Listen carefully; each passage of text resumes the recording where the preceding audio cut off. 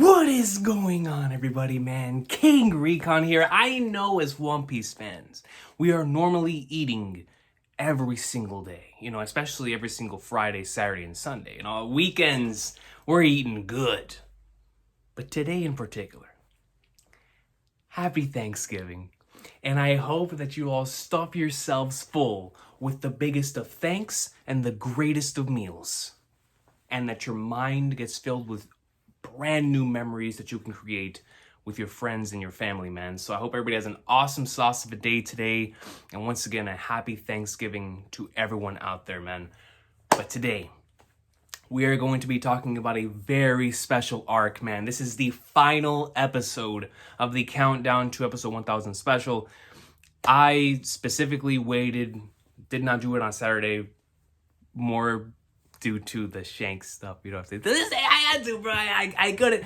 Listen, man, when you have a new movie announced, I was like, hold up, I gotta prioritize this. But I was like, you know what?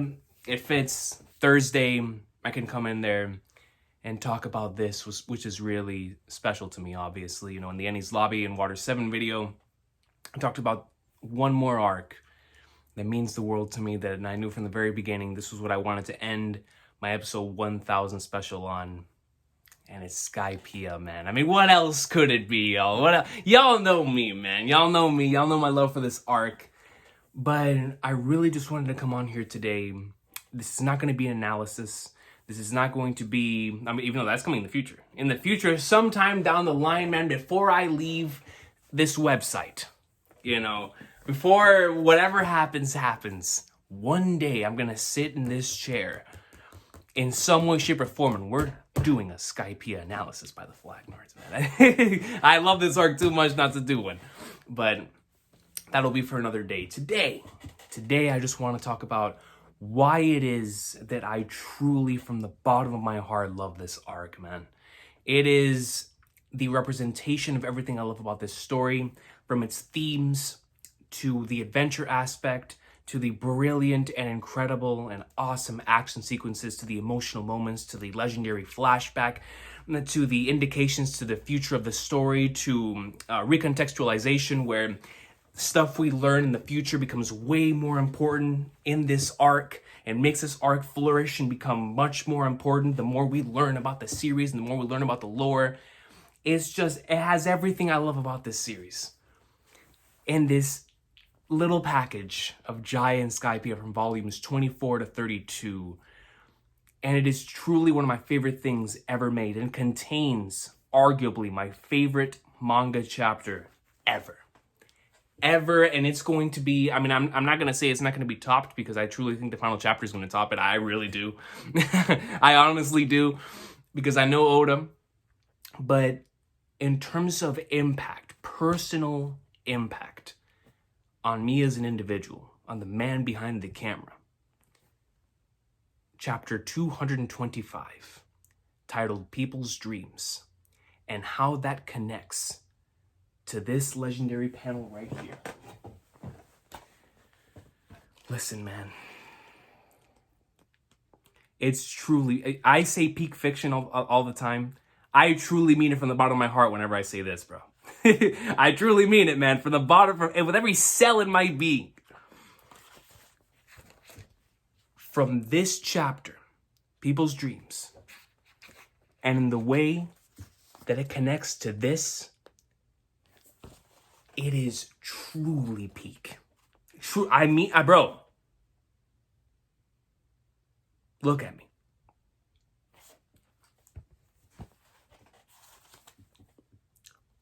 Pinnacle, zenith, the apex. Listen, man, Skypiea isn't even my favorite arc anymore because of Wano. It's Wano's fault. But I love this arc so much, man. And this chapter, chapter 225, you know what, before I get into this chapter, I just want to talk about a few just random things, right? The party sequence in the middle of Skypiea and the one at the end of Skypiea in chapter 300, that have them as shadowed out figures dancing around the whole Jaya, Joy Boy thing that's become way more relevant now with like the Nika stuff. But that has always been one of my favorite scenes in the series. Luffy ringing the bell, of course, the Mont Blanc Noland and Kalgara flashback is still one of my favorite flashbacks in the entire series. It is truly something special, man. There is stuff that's stated within that flashback that, especially at the time whenever I read it, changed my perspective on certain things. It was an incredible thing, man. And, you know, the scale, the sense of adventure, the knock up stream. I watched this first in the anime, so having We Are playing as we went up there and seeing Skypiea for the first time. NL is one of my favorite characters in the series. All that stuff, man. It's just, you know, Blackbeard's introduction, episode 151, Bellamy getting punched into the Flagnars, Doflamingo's introduction. You get to see the Gorosei for the first time. I mean, there's so much greatness here, man. There's so much greatness. But chapter 225. I'm going to reread this chapter. I am. I was thinking about it. I was like, should I? No, I am going to reread it. I'm going to reread it here in this video because this is the goat of goats, man, for me, dude. This is, without a doubt, the chapter that has had the most impact on me on a personal level. People's dreams, man. Ha ha ha ha! What's all the ruckus? Bellamy's crew's working somebody over. Looks like he's getting up again. Oh, get that cowardly shrimp out of here. This town is no place for weak-kneed dreamers. Ha ha ha ha! And you have everybody just laughing. And Nami yells, Luffy! Zoro! What are you doing? Clobber them! Kick their butts! It's no use, girl. Your friends are smart. They know they're outclassed. They'd rather live in shame than stand up to the big boys. This pirate captain's got no honor. The Navy's getting pretty generous these days. Handing out 30 million berries for a wimp like this. You guys, Zoro don't fight them. Why? Why? And we get this excellent, excellent panel of Zoro and Luffy not saying a word. Blood coming down their face. Pacifism sounds like an excuse for cowardice to me. Not only are they weak, they've got no pride. Before I continue, Bellamy is truly one of the most well-crafted characters in this series. And I'm not even going to include the Dressrosa stuff. That just makes him an even better character. But in terms of making you feel something towards them, before Spandam and especially before St. Charlos, this was the character I wanted to get punched the most. And so when that scene happened, man, you already know that's why that scene, the imprint, is so legendary. But Bellamy, man, just exceptional writing on making you feel that way towards that character. But regardless, they don't have the heart to fight, and yet their heads are full of dreams. I'm going to repeat this one more time. Not only are they weak, they've got no pride. They don't have the heart to fight, and yet their heads are full of dreams. They're worms. Eye to that. And Nami scowls. Luffy's still looking. Forget it. It's said this puny twerp is worth 30 million, so I wanted to see what he could do. But he's a total disappointment. He's too chicken to fight. How can a coward like this call himself a pirate?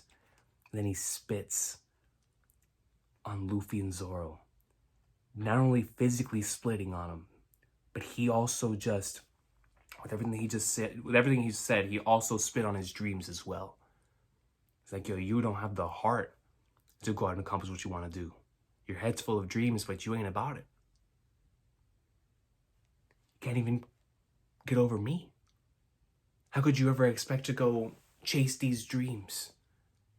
These big things you want to achieve? And he literally spits on his dreams. Luffy closes his eyes, coughs.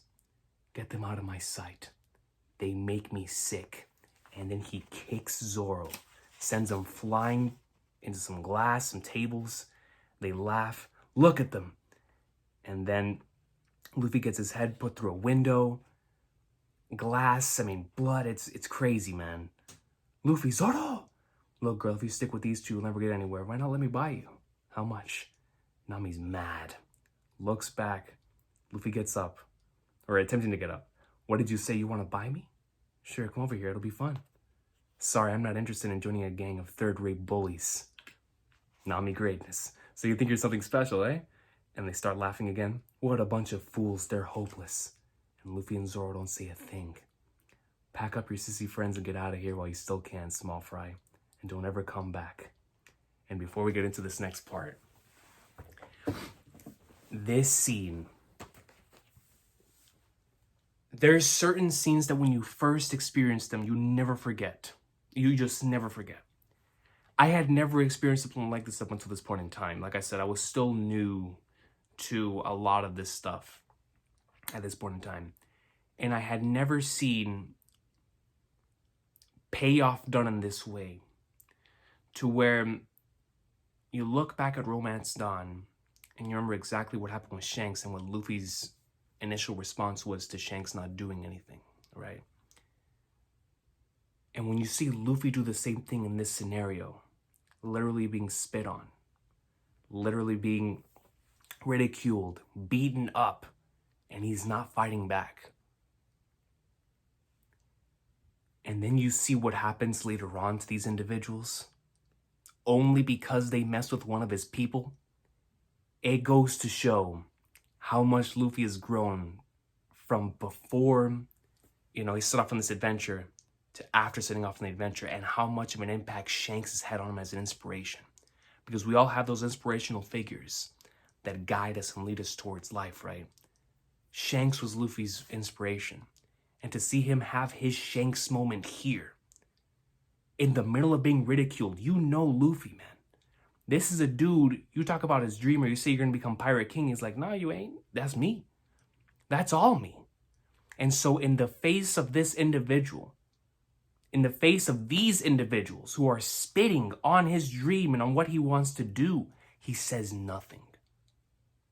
And this hits home so hard for me. It'll never stop hitting, and it'll always be one of my favorite scenes in the entire series, which is why I love this chapter, because it contains two of my favorite scenes back to back. And with this one in particular, with Luffy and Zoro, and going into Zoro's side, seeing his loyalty to his captain. Zoro, man, he would have 100% whooped everybody there in an instant, but Luffy told him to stand down, so he stood down. He's like, I'm listening to my captain. He sees the vision. He understands. It's bigger than this. Zoro didn't fight back either. I love that duo so much, man. I know they're my good, but he refuses to fight. Man, dude. And it hits so hard because we've all gone through it, man. If we have any kind of ambition, you have your doubters, the individuals who will passively aggressively tell you like, oh, you can't do it, right? The people who aggressively tell you can't do it.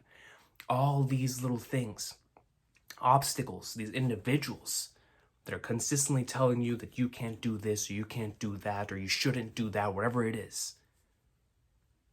And this scene means so much to me because it allowed me to understand how you should handle those types of scenarios. And that is to let your actions speak for you. You don't need to talk back. You don't need to pronounce yourself as you're going to do this, this, or that. Just do it. Just do it, no matter how much they spit on your dreams. No matter how much they spit on what you want to do. You ain't got to say anything to them. It's bigger than that. Keep your eye on the vision. And like I said, that's what makes that scene when it all comes full circle and Luffy comes back and like, yo, I'll be back. And heads off to where these guys are by himself. And that's where we get the 100 million reveal. Jaya! It's peak. He goes in, yo. Bellamy's like, oh, I'm going to take his... It's setup, man. It's payoff setup. And it's done so brilliantly.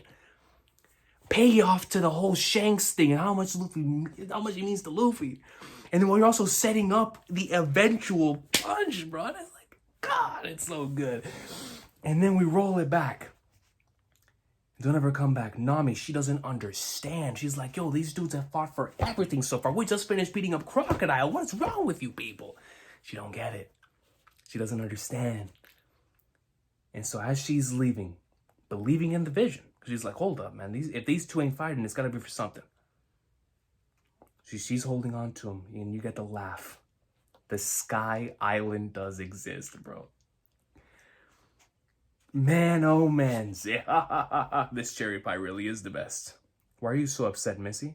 Your friends won that fight. I love this so much, bro. Especially when you figure out who this dude is. It's like, man, they just got beaten up. They just got spit on. And yet this individual states that they won that fight. That they won it in the bigger picture. He understands. He knows exactly how they feel because he must have went through that same ridicule himself. He knows that what they're doing, their ambition far surpasses what anyone else could do to them. One's trying to become the world's strongest swordsman, the other one's trying to become king of the pirates. They gotta be used to this ridicule by now. These small fry? And Blackbeard's like, your friends won that fight. Nami's like, what? And then Luffy, when he looks over at Blackbeard, he sees Shanks and Ace, dog. And I love the way this is handled in the anime, man. The perfect soundtrack. You're gonna be better than us, huh? Next one we'll meet will be on the high seas. Your comeback was impressive too. You've got guts. Zoro. Luffy has this one incredible panel, man, where he puts the hat over his eyes. Only get to see one of his eyes. Zoro brushes himself off. The new age he spoke of is rubbish. The age of pirate dreams is over? Huh? Oi! And everybody's looking at him like, yo, this is crazy dude talking about. And he lets out the laugh. And then you get my favorite panel in all of manga. People's dreams don't ever end, man. This panel, not only for capturing the themes of One Piece, is this panel special, not only because of the way that Oda executed Jaya is this special. This page means so much to so many of us because of what Oda did from a structure standpoint to ensure that what led up to this moment was going to make us feel this. Feel that page. Who is this dude and why is he spitting facts? Why does he understand us? Even though him and Luffy are complete opposites, they didn't like the same pie, they just didn't get along with each other. And yet, he sees the vision. Why is that? And so when you figure out the dude is Blackbeard, when you figure out who this guy is and what he's done, the things that he's done, and yet he has this childlike ideology. Sky Island exists. Your friends won that fight. Age of Pirate Dreams is over. People's dreams don't ever end. I used to rewatch this scene almost every single day whenever I had my initial run through in college. Because it really was that reminder of why I'm doing this in the first place. Because when you have somebody like Blackbeard, this is my favorite character introduction ever. I mean, and in a series of legendary character introductions, this just tops. I don't, because the thing is, this one single panel is what has had all of us thinking about Blackbeard in a different light ever since. People's dreams never end. What did you think about whenever you heard about Blackbeard? Oh, this is a malicious dude going on takeover over kingdoms. Ace wants to go after him. You know, all these different things about Blackbeard. It was always this, and that. He's doing all these things. People don't like him. You know, he's a savage, all this other stuff. But then you see this. And it's like, man, there is something more to this dude. He's just like our main character. He's just like the goat with the goat. But in the same way that they like different things, the way they approach their dreams is entirely different, but they have the same mindset. They have the same vision. They're just going in a different way of approaching it. Whereas Luffy's doing it in his own way, Blackbeard is literally willing to do anything to accomplish this. And it gives you an entirely different context to this whenever you figure out through the Odin flashback that he literally can't sleep. And so dreams to him actually mean the world because it's something that he cannot obtain. It's something he cannot have. So it's like he can't even experience that thing, man. That's why he seeks it. That's why he yearns for it so much. And it's like Blackbeard. That's why you'll always be one of my favorite characters, man. But at its very core, the reason why this stuck with me so much when I first experienced it and I figured out that he was Blackbeard was that anyone who felt like or has that feeling within them of, I don't deserve to chase after what I want to chase after because of the things that I've done before. And after I saw this panel, it was like a full-on showcase by Oda, telling us that individuals, no matter who they are or what they've done, are free to dream. Because as long as we are human beings, as long as we continue to progress forward as people, people's dreams will never end, no matter what side of the spectrum you come from and what you've done before and or since. And I love that so much, man, which is why I love this panel and why I believe it truly represents the series. Because when we really think about it, like our main characters have said so many times, they aren't heroes. They've done many unheroic things. And yet at the end of the day, we support them 120% and can't wait to see them accomplish their dreams. Because people's dreams don't ever end, man. It is my favorite panel in the series, and it's probably only ever going to be surpassed when we get to the final panel in the story. Or when they reach to One Piece or something, but it's always going to be special to me, man. And I look forward to going more in depth into that in the future. But for right now, man, I just, I'll always love it. I'll always love it. And especially since today's Thanksgiving, I'm extremely thankful for the fact that I saw this page and that I experienced this arc in this series, because it truly did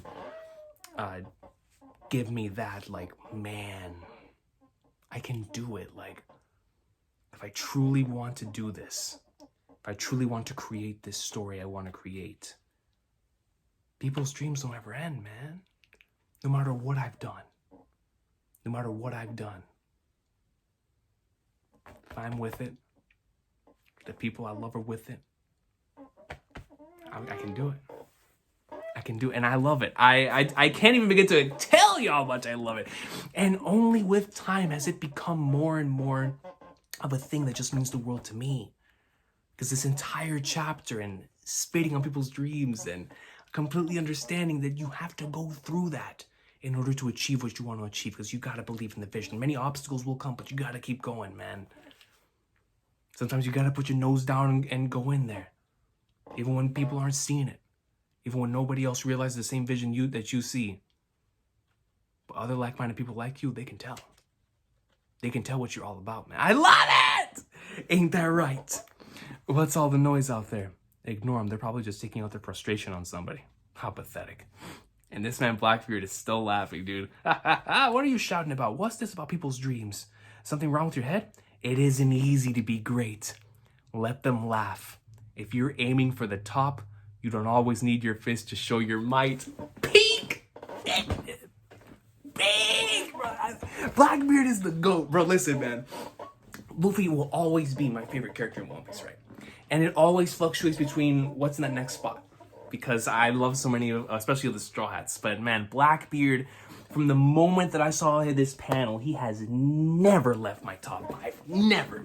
This right here adds so much complexity to his character that it's just, his character introduction is brilliant, man. I don't know what word is to be said, bro. I don't have the words. I don't have the vocabulary to explain how GOAT this is, dog. It isn't easy to be great. Let them laugh. If you're aiming for the top, you don't always need your fist to show your might. And Luffy just looks at him. Dog, this is peak, man. It is peak of the peak of the peak, son. And they just laugh. Let's go. And Zoro heads off. Luffy's still just looking at him, man. He's just like, he understands. But I love it because Luffy never has these types of moments with like the ... You almost never see Luffy thinking. And yet, for one of the only times in the series, he's looking at someone, he's thinking. He's not saying anything, he's just looking at him like, man. Like, yo, this dude. You know, I love it because he sees it. He's like, yo, this guy's like me. He gets it, he sees the vision, man. I love it. What a page, man. What a page, what a couple of panels. Let me repeat it. It isn't easy to be great. Let them laugh. If you're aiming for the top, you don't always need your fist to show your might. What a spectacular chapter, bro. And Blackbeard gets up. Well, I won't keep you. You seem to be in a hurry. I hope you make it to the Sky Island. It's like, this dude, we know how he is, man. We know who he is. And he's genuinely happy that this guy is chasing his dreams. He's like, yo, go up, make it to the Sky Island, man. I hope to join you, because you know he saw him on a couple logs, trying to get up there too. He's like, yo, I'll kill him, I'll get up there, but we're both gonna make it up there first. He's like, yo, you know what, boy? I hope you make it over there. And the thing is, if, you know how the whole, there's several different theories out there now, right, with the whole Kraken thing and with the multiple personalities. Regardless if any of that is true, the Blackbeard that was here understood Luffy to a T, and the Blackbeard who was at Impel Down understood my boy too. So I just, man. And then Luffy turns around. Hey, maybe that guy knows how to get to Skypiea. I wonder who he is. Well, it's not just one guy. Not just one guy, then what? There's more than one. And of course, this has been the topic of speculation for so many years. Ever since I first entered the community, and I love this panel, Luffy and Zoro saying this, but for so many years, this has been what has led into the multiple personalities thing, especially with the 3 on his flag and all that stuff. It has led to so many theories. But at the end of the day, just at its core, it's just absolutely incredible that Luffy and Zoro hear this from this dude, you know, after everything just happened. I just love the way this chapter is structured, man. It's the way that it connects with the rest of the arc, bro. It's the centerpiece that allows this arc to move in the way that it does. What do you mean? Was there somebody with him? Where? And to this day, that's the thing, right? Like, excuse me, you just can't help but think about it. Like, what are they talking about? Like, are they talking about he himself within himself? Especially now that we know he can have multiple fruits, right? It's like, excuse me, is it the multiple personalities things? There's the three evil theory about the Kraken and him having the multiple hearts, and then there's the possibility that they were just referring to his crew here, and it's like, man, so many different possibilities, but we really won't know until we've learned more about Blackbeard. This grog tastes awful today. Man, dude. And of course, we end the chapter with some Sanji, Usopp, and Chopper. Awesome sauce. Great character interactions and dynamics. But I adore this chapter, man. It has everything I love about this series, right? It has the phenomenal character moments, payoff, setup. I mean, stuff you can theorize about. It's got it all, man. It truly does. On how Oda tackles dreams and people's dreams, what they mean to individuals, what individuals are willing to do in order to achieve those dreams, what they do to people, all that stuff. Because even with Bellamy, whenever you see him talking about it within this chapter, you see everyone has this different approach to this concept. And I love it so much. And like I said, that's why this chapter leading into the very end of the arc, where they finally see him ring the bell, he holds it up and like, yo, so Sky Island really was there. All these years of history. It's just, when the whole package comes together, you finish the arc, and especially for me, every time I go through it, I can't believe that something like this was created on a weekly basis, because when I sit down, right, to write a story, and I'll create my outline, and most of the time I'll just start on it, then the outline will continue. But as hard as I try and like to put everything in order to wrap it up in a really nice way and whatnot, it's so difficult to do, even with revisions. Even with revisions, it is so hard to have everything perfectly come together, right? And it's hard, it's impossible to make something perfect, but to have everything, you know, from the themes to the characters to all of it, just embody what that arc is about, or embody what that section of the story is about. Oda did that on a weekly basis with this arc, and I know he's done it with every other arc. What he did here, man, with embodying the spirit, the themes, what this series is all about, from the simplest of concepts to the sense of adventure, to the highest of the high with the possibilities of the lore, and stuff that's going to become very important later on down the line. And we see that with the Nika stuff, with the potential Lunarian possibilities and all of that is going to connect back to Skypiea. You already know endgame One Piece is going to come circling right full circle into Skypiea. I wouldn't even go as far as that. End of Onigashima, end of Wano is going to come circling all the way back to Skypiea. And so this arc contains, just like I said, the most epic of moments, emotional moments, the amazing flashback, the way that the themes course through every character that's introduced and course through the entire story and within the flashback. And it just, the way it all connects is just, it makes me just, bruh. And like, yo, like how is this possible to create on a weekly basis? And I just love this arc, man. I will always love this arc. If you are one of those individuals that believe that does not like Skypiea because of the way that, you know, the anime really does, and especially towards the second half of that arc, it takes a long time, man. That beanstalk stuff is a lot of episodes. I get it, man. The pacing is terrible, but yo, for anybody who actually enjoys reading manga, because I'm not gonna force an anime only watcher to read the manga, because, you know, that's just gonna make you hate it even more. But for people who genuinely enjoy reading manga, if you do not like Skypiea, I encourage you to go back and at the very least give the arc a shot in the manga. Because what Oda does in the manga with some of these panels, with the way some of them are structured, I mean, the art in Skypiea is truly A1, man. And for an arc that embodies so much of this series, like I said, if you do not enjoy it in the anime, for its pacing, even though Bon Voyage is a banger, but I understand, you know, even though there's some of the best episodes in the series within this arc, the pacing is really bad. That is probably that and Thriller Bark and pre-time skip One Piece are the arcs that suffer the most from pacing issues in regards to staying at one point for far too long and whatnot, right? So I get it. But if you really want the Skypiea experience, the manga, man. That manga experience from volume 24 to volume 32, or if you want to read the colored version, whatever it is, at the very least, go back and give it a shot, because it's going to be so important in the end game of the series. It really is, man. I think it's the arc that deserves to be reread the most at this point in time and stage in the game. This is the arc all of us need to be thinking about. This is the arc that all of us need to be like, hold up. This is it. Like, Oda, because the thing is, when you look back to what he was setting up in Jaya, and in post Skypiea, he obviously had so much in mind for the endgame. With the introduction of the Gorosei and introducing more into Shichibukai, there's a lot of stuff that were ending. Blackbeard, a lot of stuff. You see all endgame throughout all of Skypiea. So just imagine the arc itself. Just imagine the arc itself. But that's it for me today, man. I just want to come out here and talk about this arc. I did, bro. I love this arc with every fiber in my being. It's truly something special. And I look forward to seeing y'all all in the comments section down below. Let me know how y'all feel about Skypiea, whether you love it or you hate it, man. I look forward to experiencing all different types of perspectives. And if you have a favorite moment in Skypiea, please let me know what it is. Like I said in this video, it's either between People's Dreams Never End, which is without question, I think, number 1. And that number 2, dude, chapter 299? Oh, it really was something, dude. When he rings the bell, son, let me tell you, yo, this is the arc with NL, man.